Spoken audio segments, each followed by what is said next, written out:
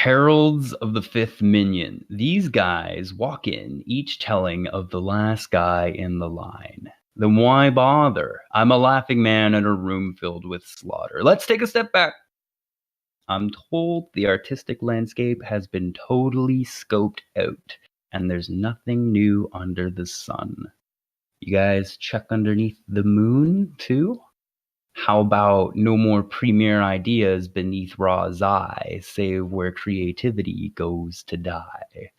Like some kind of poetic landfill, an abattoir of ideas. Back to the story about the fifth minion. I've been better, but I'm living, hanging out in a classy joint that accepts all kinds. Shorty number one strolls into the joint and holds it up. We say, "You're not strong enough to squeeze 10 cents out of a stronghold with iron pillars and maxed out pot. You ain't got a flush, you're about to get shot." So we shoot him. And Goblin number two follows him in without much word other than brand news of minion number 5. The third little pigeon walks in and slams the door. He's heard it all before, gazes at his comrades' bodies on the floor, and we're thinking if we had enough time, we would have buried those bodies and outmaneuvered the ensuing investigative rhyme.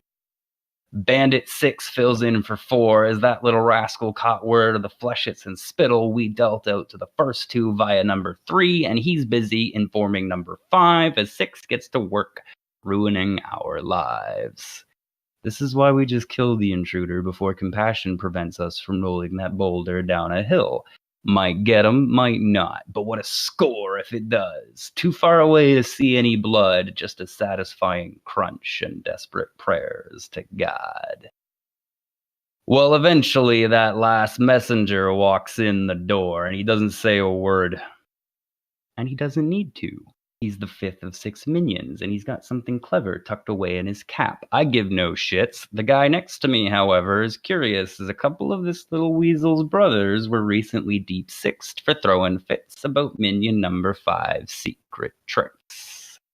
I grab him by the throat, but the glance my neighbor threw the 5th disparager was enough to goad his symphony, and there wasn't a last meal on earth more delicious than his delightful soliloquy. And as trumpets blasted out in all directions, you could see what was left of him fading away. He finished up nicely.